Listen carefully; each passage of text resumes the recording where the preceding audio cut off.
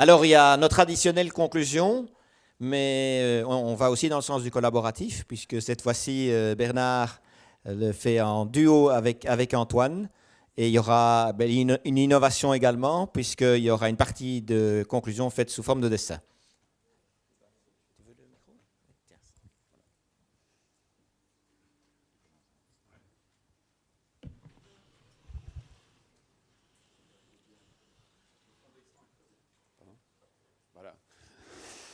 Alors, tout avait bien commencé. Souvenez-vous, c'était hier midi. On arrive, il fait beau. On est en forme, c'est la fin des vacances. On est content d'être ici. On se dit, on va faire le plein d'idées neuves, d'énergie enthousiasmante. Et bref, on est tous impatients. Et puis retentit le jingle qui annonce le début des festivités. Et on se précipite dans la salle ici, plein d'enthousiasme. Et c'est là que Stanislas commence par mais nous dresser le portrait d'un monde dont il se demande s'il est devenu fou, mais dont on comprend très vite qu'il pense qu'il est en effet devenu fou. Et il accumule on nous parle de ce... Le monde est devenu fou, la bombe climatique, la bombe démographique, la bombe, tout ce que vous voulez, ça pète de partout. D'accord ? À la fin, on n'en peut plus. Et notre enthousiasme du début se trouve déjà largement plombé par ce portrait, en effet, qui pose problème. Mais qui pose problème au public, mais surtout aux orateurs. Parce qu'en fait, Stanislas place la barre très haut pour les orateurs. L'enjeu pour eux, ça va être de comment vont-ils réussir à nous convaincre, à nous donner de l'espérance, à nous faire agir pour passer au-delà de ce mur qui semble insurmontable. D'accord ? Alors, les premiers associés à l'exercice, vous vous souvenez, sont Laurent, alors je vais m'en tenir au prénom, Laurent et Jean-Michel, dans la catégorie « La révolution de l'homme-robot ». D'accord ? La question, vont-ils réussir à nous convaincre, à nous donner de l'espérance et à nous faire agir ? Alors là, je vais vous dire, moi, très sincèrement, mes espoirs ont été tout de suite déçus. Parce que la première chose que Laurent nous a dit, souvenez-vous, c'est « je suis angoissé ». On dit c'est mal parti. Alors pourquoi est-ce qu'il dit « je suis angoissé » ? Parce qu'il dit en plus « on est tous nuls ». Alors il ne dit pas « on est tous nuls », il le dit « on est tous nuls » avec beaucoup d'énergie, d'accord ? On est tous nuls, pourquoi ? Parce que la démocratie ne peut pas survivre aux différences de QI. Vous vous souvenez de cette histoire ? D'accord ? Bon, la démocratie ne peut pas... bon, très bien. Et non seulement ça, mais il nous explique que, et là le ton monte, on voit que son énergie augmente, ce qui au départ était une angoisse, qui était ensuite une sorte de colère, devient une rage et se transforme bientôt en furie, avec laquelle il nous explique que les baraquis de génération en génération, ça suffit. Alors, notre technique, c'est quoi un baraki ? J'ai regardé, j'ai vérifié. Sur Wikipédia,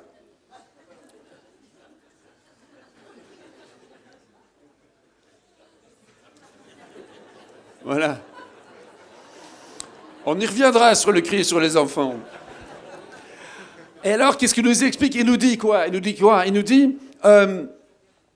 alors là-dessus, écoutez, le pauvre modérateur Laurent Ledoux essaye d'en placer une. Et finalement, à force, en faisant preuve d'autorité, il arrive à orienter le débat. Hein ? Est-ce que ça gênerait les invités de bien vouloir répondre à mes questions ? Et finalement... Laurent daigne répondre aux questions. Et la question auquel il répond, c'est très bien, mais en fait, c'est quoi la solution et qu'est-ce qu'on fait ? Voici les réponses. Bon, en désespoir de cause, Laurent Ledoux essaie de trouver une troisième question sur et les enfants, ça marche comment ? L'éducation, etc. Et là, la réponse vient, sans hésiter, l'effort. D'accord ? Ça veut dire quoi en pratique ? Qu'est-ce que vous faites si votre enfant revient de Normal Sup avec 18 sur 20 au lieu de 20 sur 20 ? La réponse ? Ah non.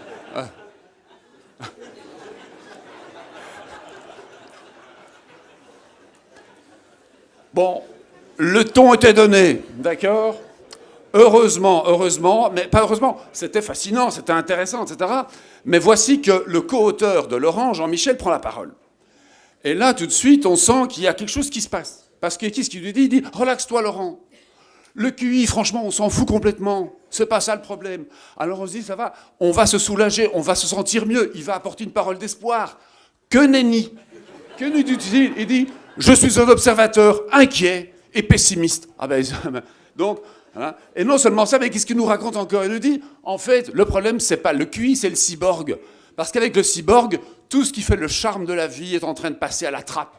Le fait de pouvoir baratiner les réceptionnistes au téléphone, la subjectivité, la volonté, le charme, l'humour, tout ça c'est fini. D'accord?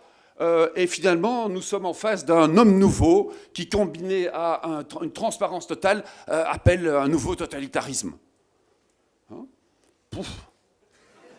Et alors, il se lance dans une diatribe, moi président. On a connu ça à une autre époque, avec des formules qui ont convaincu tout le monde. Interdiction des robots téléphoniques, marivaudage avec les réceptionnistes, ministère de la joie de vivre, lutte acharnée contre la compétitivité et référendum sur l'innovation. Enfin, alors le plus drôle, ouais, je vais revenir là-dessus.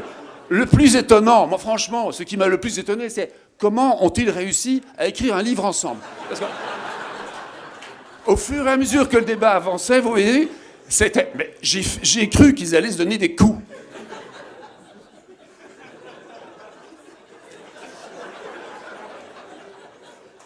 Et avec tout ça, le plus triste, c'est que on connaît toujours pas la réponse.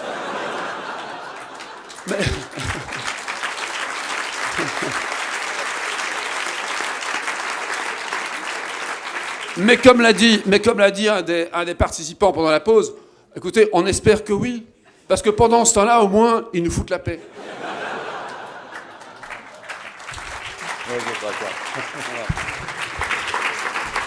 Alors, c'est vrai que ça a commencé fort.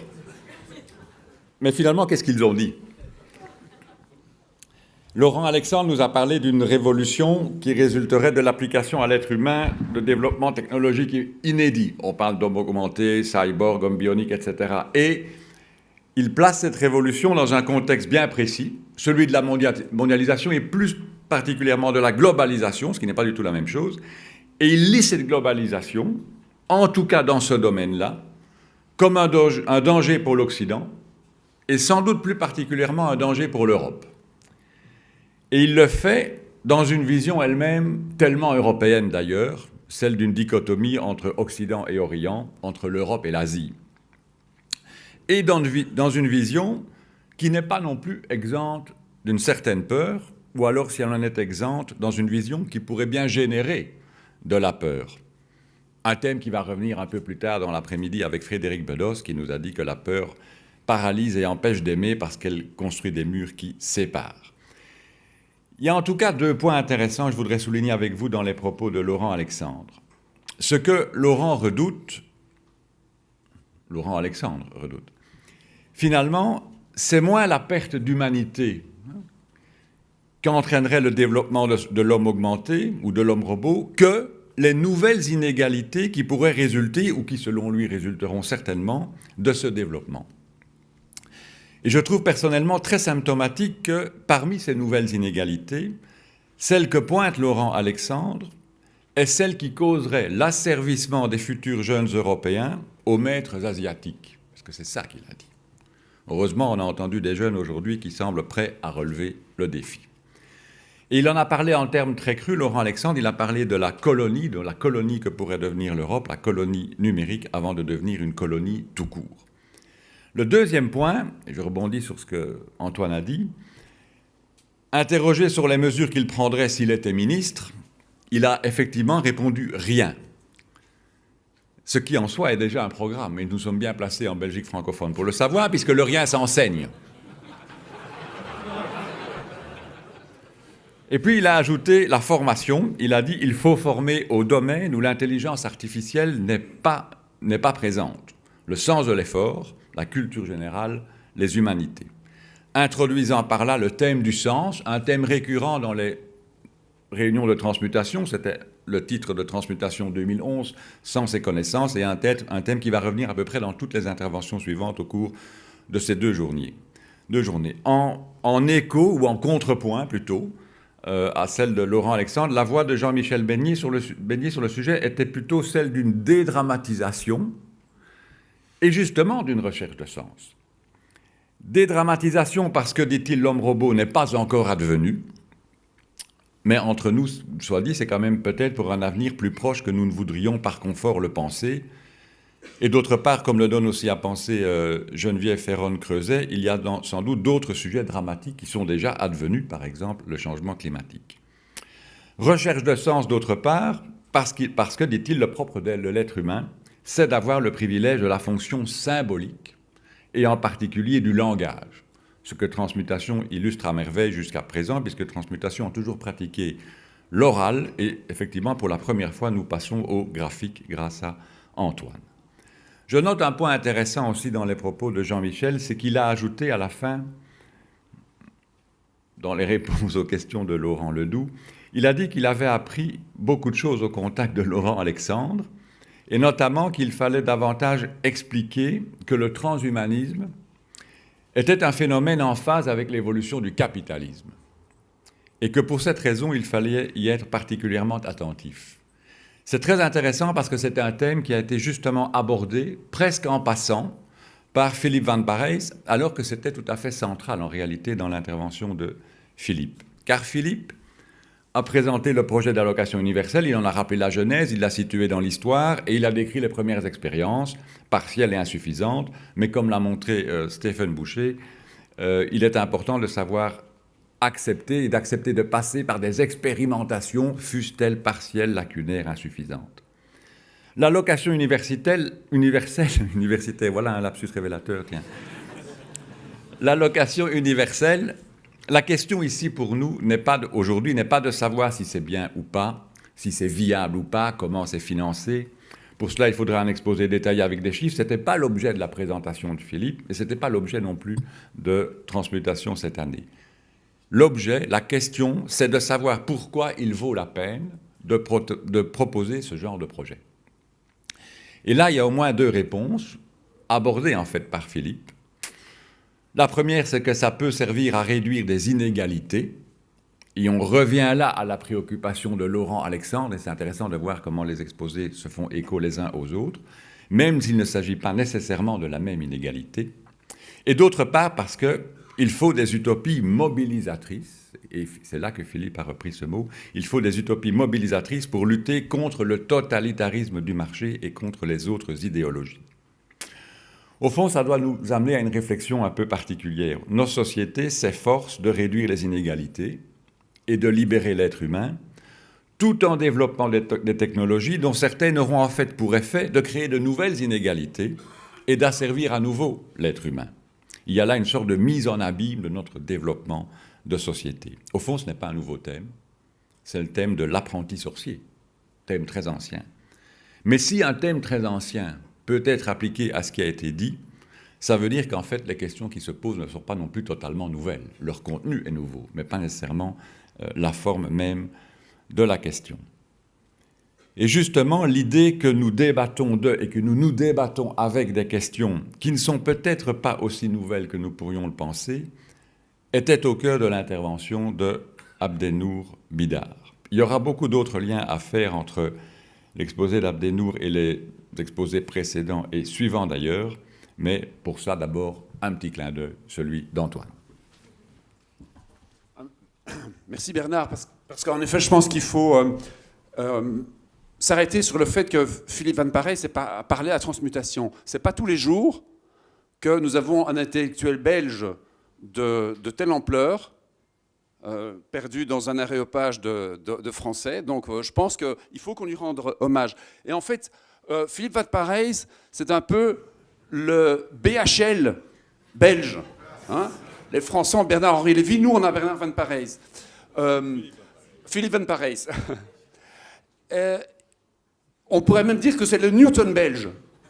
Newton a eu sa pomme, Van Parijs a eu son évier et sa vaisselle.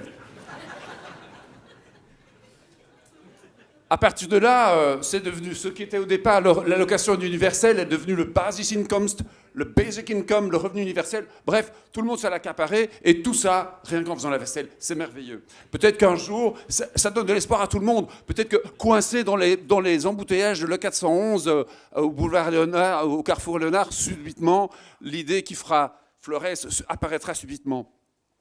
Et alors, en plus, c'est une idée qui marche.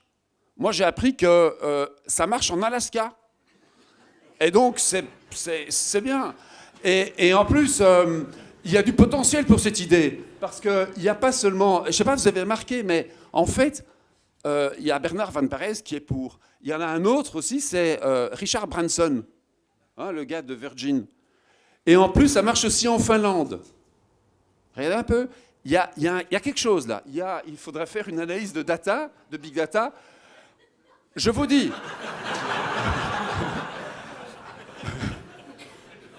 Il y a un marché chez les grands blonds. Ça va marcher, le revenu universel. Voilà. Alors là-dessus, je lis, parce que Abdenour, en effet, Abdenour, lui, alors, il essaye de relever le défi lancé par Stani par un autre angle, qui est celui de la révolution spirituelle. Et en fait, dont il ponctue son discours de maximes dont on sent tout de suite qu'elle signale le sage. Hein, le ex nihilo nihil, nihil sub sole novi, etc. Et j'ai bien aimé le on fait ce qu'on peut et on peut peu. Et il nous explique en fait que la vraie question, c'est que va-t-on faire du temps libéré? Je ne vois pas vraiment le problème.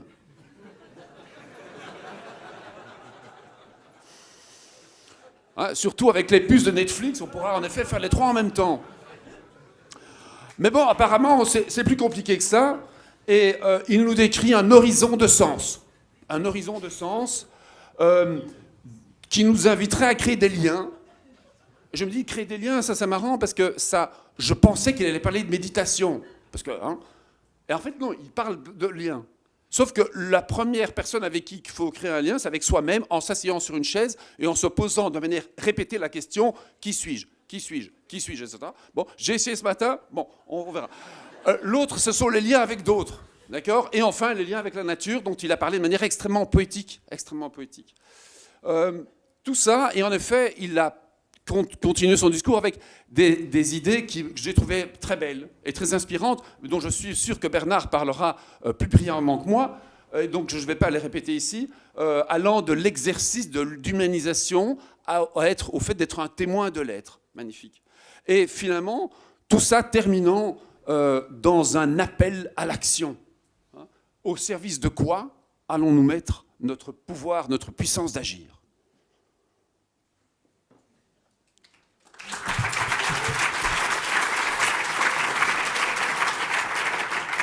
Abdenour a commencé en disant que l'Internet n'est probablement que la préhistoire de quelque chose. J'ai beaucoup aimé cette expression, parce qu'elle s'applique aussi à tous les autres développements dont on a parlé pendant ces 2 jours. Par exemple, à l'homme-robot. Nous sommes face à des changements, face à des révolutions qui nous stupéfient, qui peut-être nous inquiètent, mais nous n'avons aucune idée de ce que ces changements annoncent. De quelle histoire sont-ils la préhistoire ? Abdenour a dit que face à toutes ces révolutions, face à tous ces changements, il y a toujours à la fois promesses et menaces.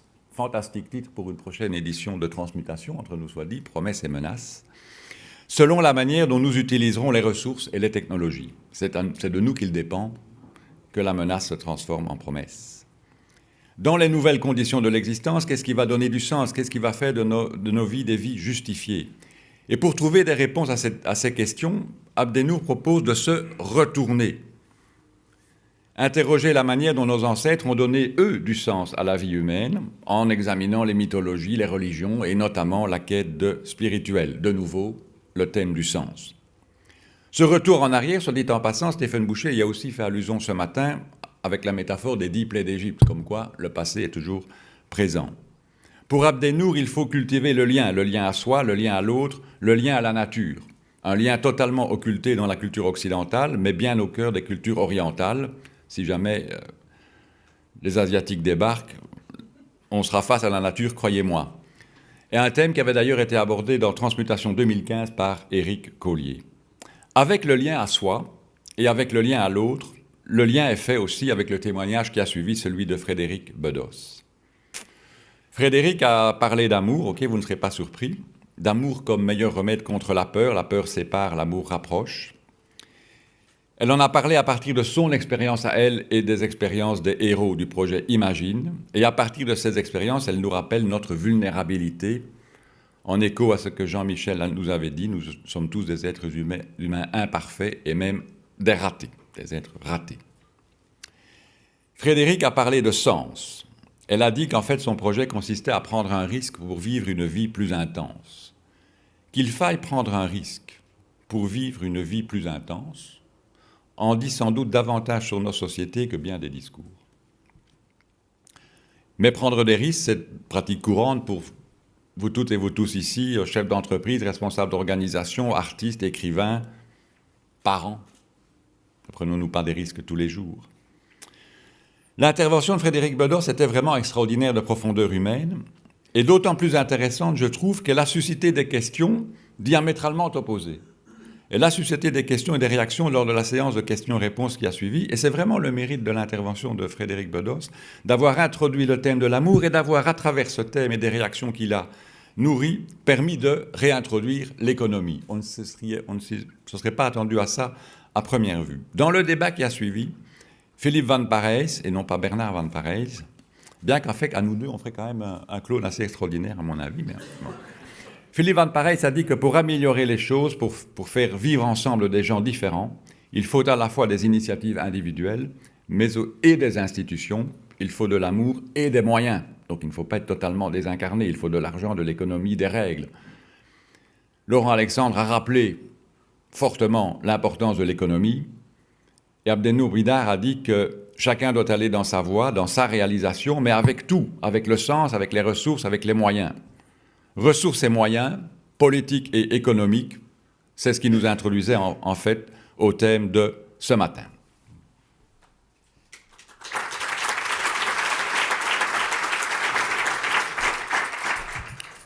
Bon là, à ce stade-ci de notre... on a bientôt fini, mais quand même on va faire un petit test pour voir si vous êtes bien attentifs. D'accord ?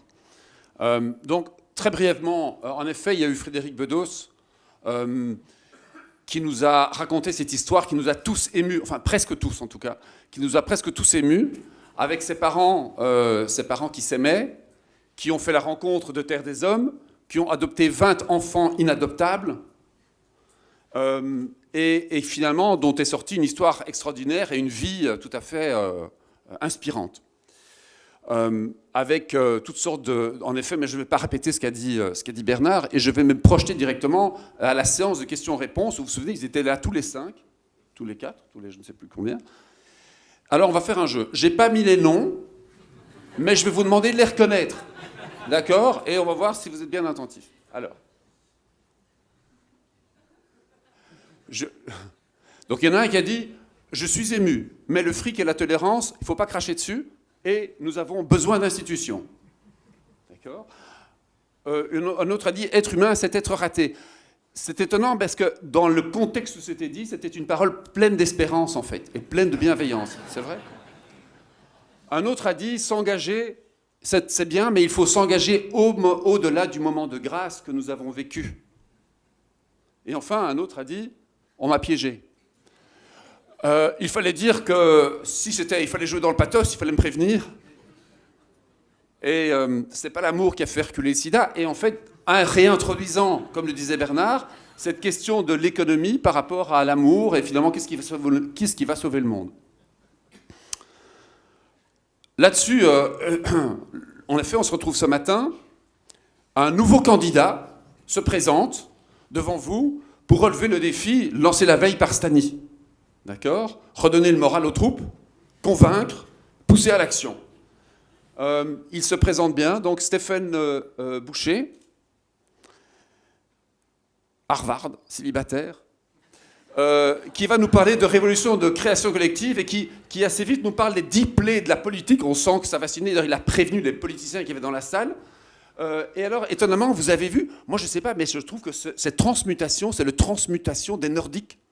On n'en a eu que pour les Suédois, les Finlandais, etc. Et alors, j'ai appris des choses intéressantes, comme par exemple le backcasting, j'avais jamais entendu, je trouve que c'est une bonne idée.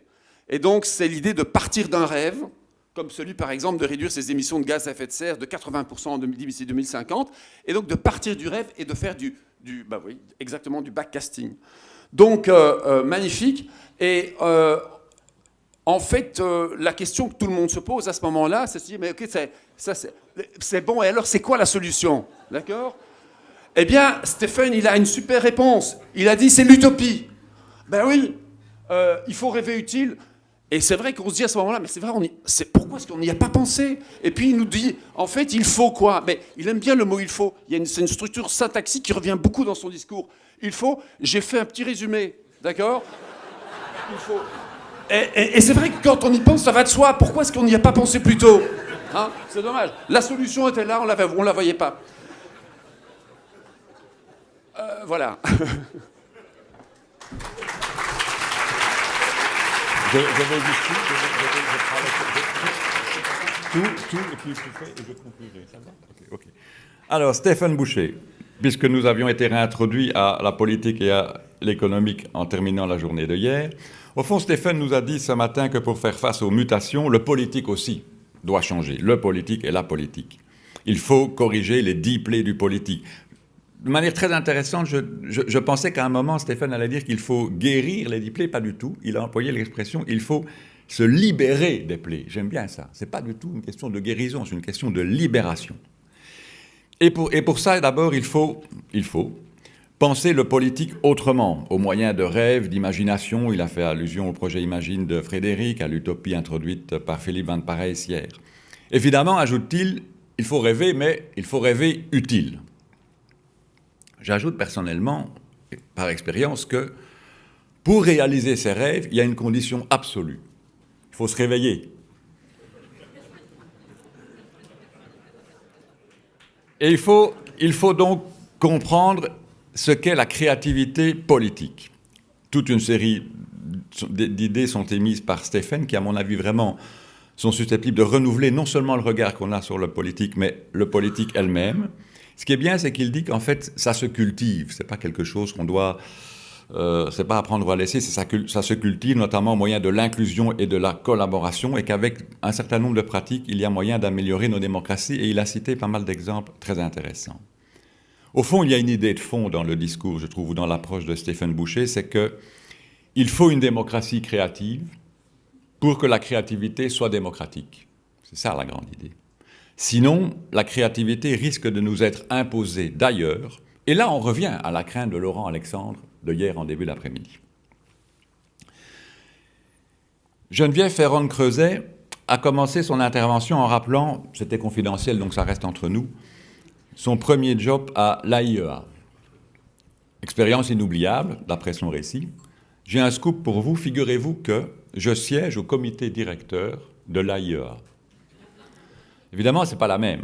La mienne, c'est l'Association internationale des études arméniennes.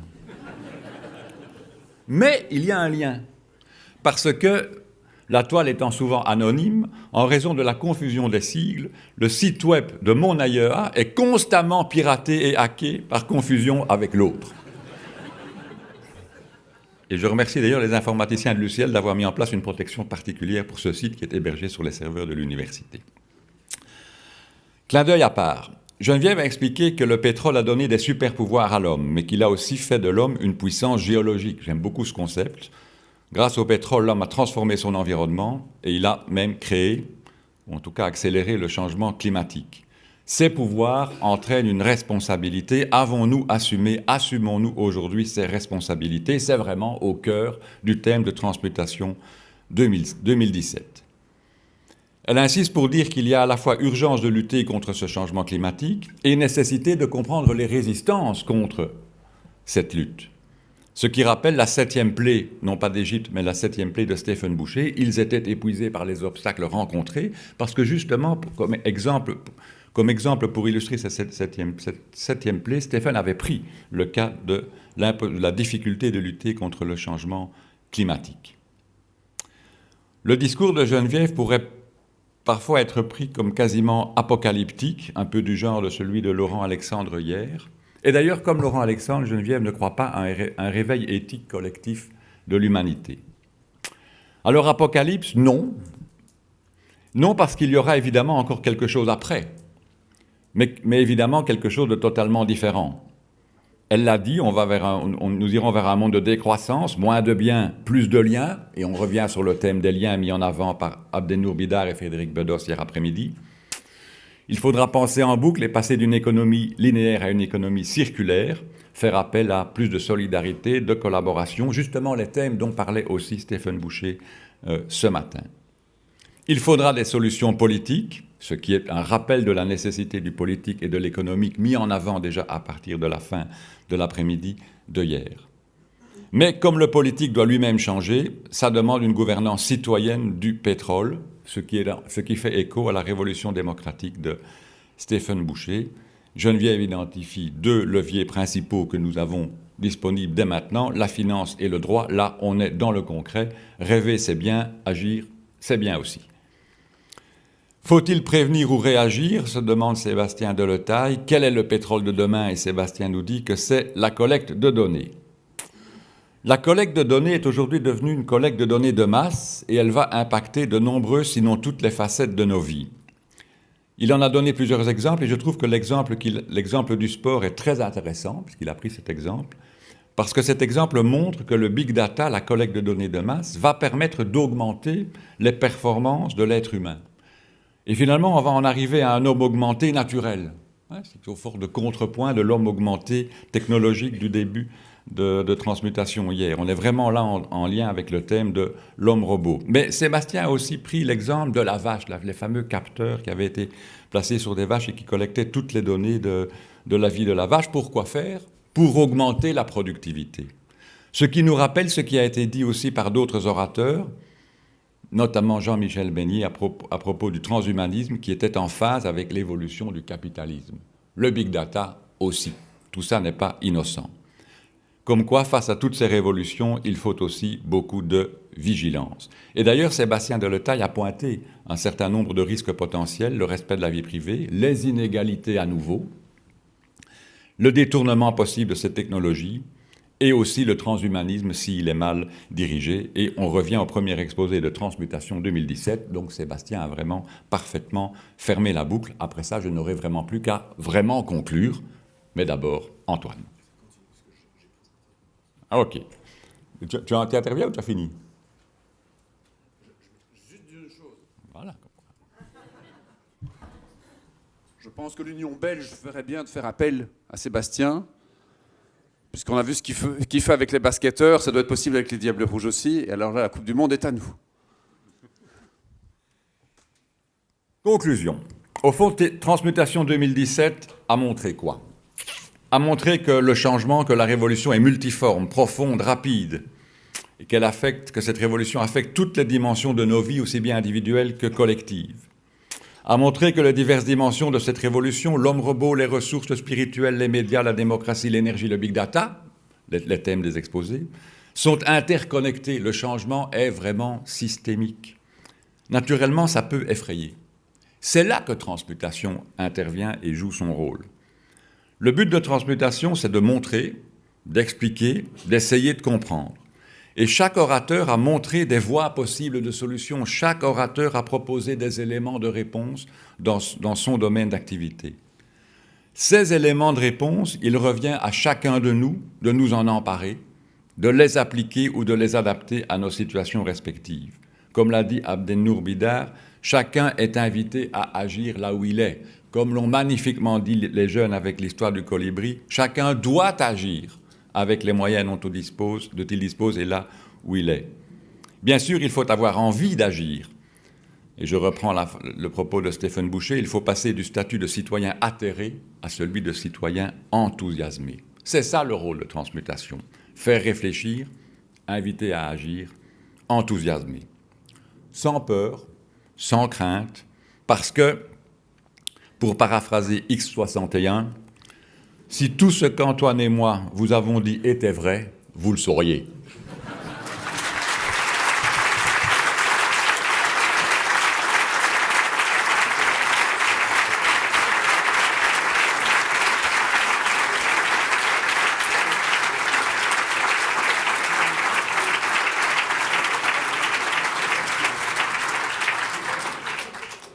Voilà, merci Bernard, merci Antoine pour votre intelligence collective. C'est ce qui clôture notre 8e université d'été. Rendez-vous en 2018. Je pense que c'est le 30 et le 31 août. Je voulais juste vous rappeler que d'ici quelques jours, vous retrouverez sur le site internet les petites interviews vidéo qui ont été organisées par Dominique Curé. Puis vous avez vu qu'il y a des caméras. Et donc on va aussi faire un challenge cette année, c'est qu'on va mettre l'entièreté de la conférence sur YouTube. Voilà, à tous. Bon retour, bonne inspiration et on se retrouve ici pour un petit verre et le traditionnel lunch.